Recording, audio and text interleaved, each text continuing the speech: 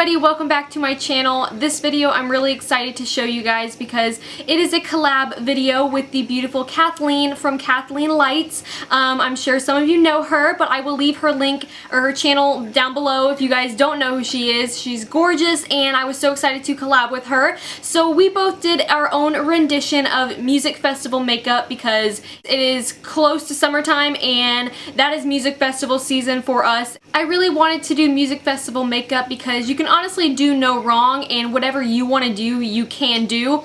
You can do that anyways, but music festivals are the one place you can really get away with anything, and music is all about self-expression, and I think your makeup should definitely mirror that. And if you want to do crazy colorful eyes and do geometric shapes all over your face, go for it. You can, and no one is going to judge you. Of course, a lot of celebrities have been setting the trends for music festivals, such as going to Coachella and all of that. So I did take some inspiration from their fashion and stuff, like we all do. So this is Kathleen's look. She decided to do something really colorful, and since she did, I decided to keep mine natural and only use earth tones. So even though it's a little out there, it's okay. We're going to a music festival, not to work. It's okay if it's a little unconventional. So make sure you go over to her channel and watch her video and subscribe to her channel because she's amazing.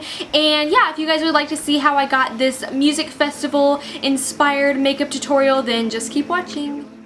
So like always, we're going to moisturize our face, and I'd already done that off camera, so we're good there. But we're going to move on to primer, and I really recommend a primer for a music festival because they usually last an entire day, so you really want your makeup to stay all day long. Then I'm going to go ahead and spray my already damp beauty blender with some MAC Fix Plus, and this is just going to give some hydration to my face and also to prolong the wear of my makeup even more. And then I'm grabbing my favorite long wearing foundation and applying this all over my face and blending it out with, again, my beauty blender.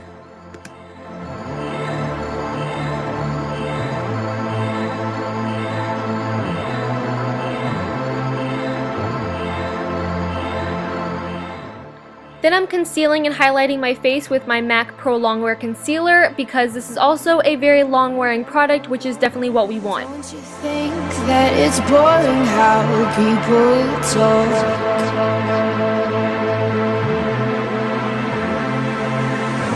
Making smart with their words again.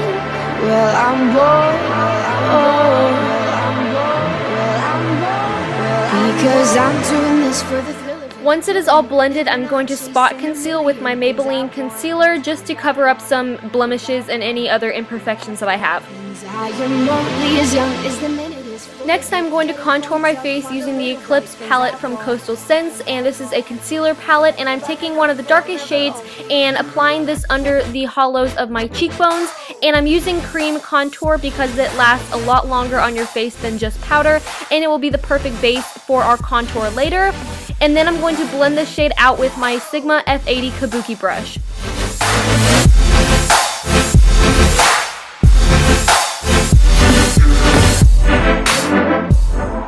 I'm also extending this product to the temples and the forehead just to even out the face. And talk it out like yeah.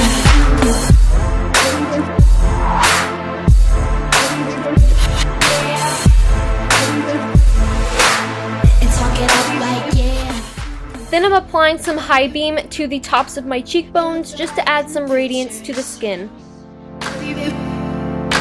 Getting caught tough for the trip though, isn't it?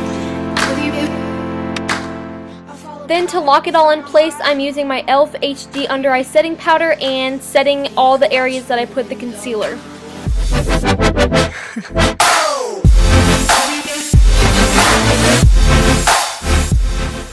I went ahead and did my brows off camera because it takes way too long, and I'm probably going to update my brow routine very soon. So now I'm just applying MAC's Paint Pot in Soft Ochre all over the entire eye space, and a primer is again really important for all day wear because you don't want your eye makeup to look greasy or creasy.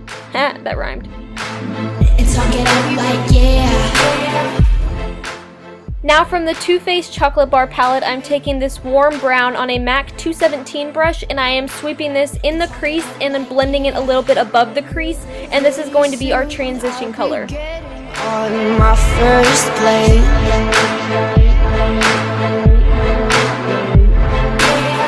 I'll see the veins of my city like they do in space.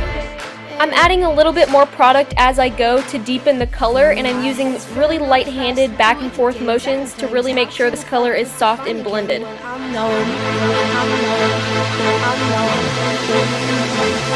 my boys strip me up with their heads again, loving them, everything's cool. Next, I'm taking the shimmery gold color from the palette, and on a flat shader brush, I'm sweeping this all over the lid. Baby, be the class clown, I'll be the beauty queen in tears. It's a new art form showing people how little we care. We're so happy. Now I'm taking the darkest brown from the palette on a tiny little pencil brush, and I'm just placing this directly in the crease, doing tiny concentrated little strokes back and forth and picking up more of the product and then going back and blending as I place it into the crease. This is just creating a soft cut crease look, and this is definitely the most tedious process of the whole makeup look, so make sure you're taking your time on this and not going overboard, and just do tiny little strokes until it's all blended out. You don't want this to look patchy or choppy. It needs to be one straight solid blended line, and you will get there as you blend out. So I'm taking my 217 again and blending that over this line just to make it soft, and then I'll go back with some more color and just build it up as I go.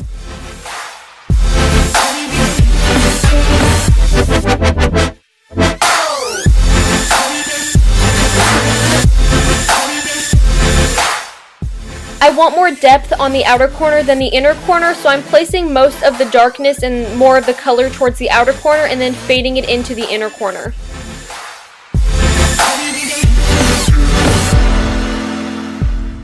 So once it's all done, this is what it should look like.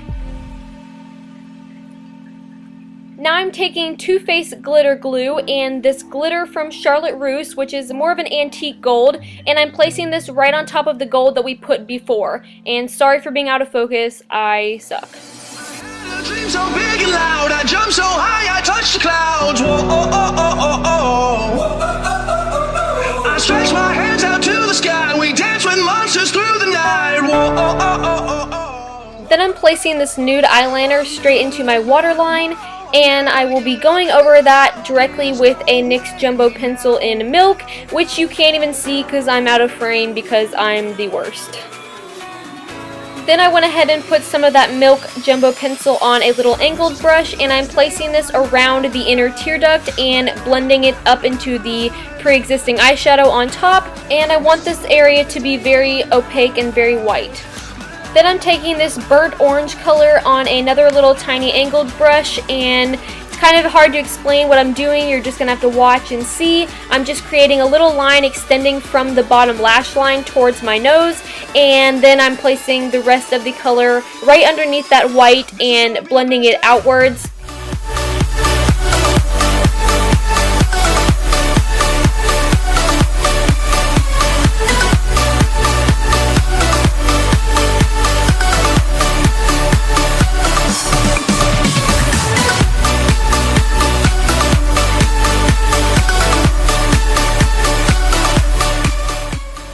Taking that same dark brown color on the same brush, we're going to be smudging this a little bit closer to the lash line just to create more definition and to make it fade a little better so it's dark to light and not just a stark orange color on the bottom lash line.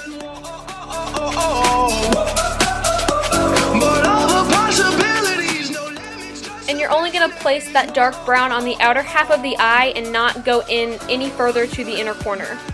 Now I'm using the MAC 217 to feather out that outer corner and just make it look a little bit more angular instead of rounded. And then I'm taking any matte white shade and placing this right on top of that Milk Jumbo Pencil, which is what we should have done right after we applied it, but I just kind of forgot. Now I'm taking this shimmery off-white shade in the palette to use as my brow bone highlight.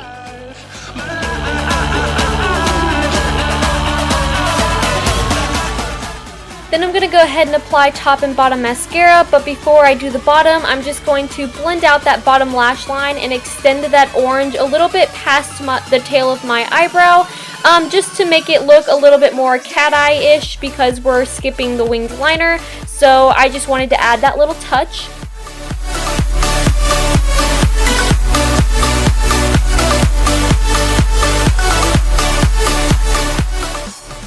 And then I also went and added a tiny bit of black shadow just to the very outer corners of my bottom lash line, and I connected it to the top, and just to make it look like it fit together better, I guess.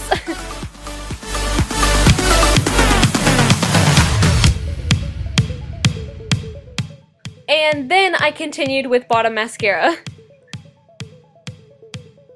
So that's the eyes almost complete. Since it is a music festival, I'm going to add some cute little detailing. I'm taking this Stila eyeliner in white and adding tiny little dots right above my eyebrow just to, I don't know, be cool.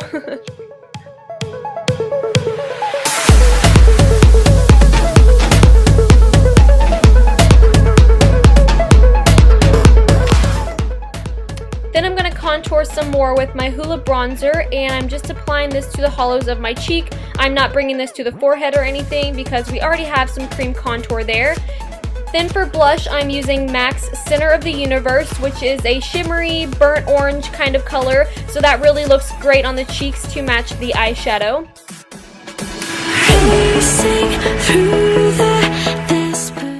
For the lips, I'm sticking to the earth tone theme of this look and doing a brownie nude with a little bit of a lighter nude on the center just to make my lips look a little bit more plump.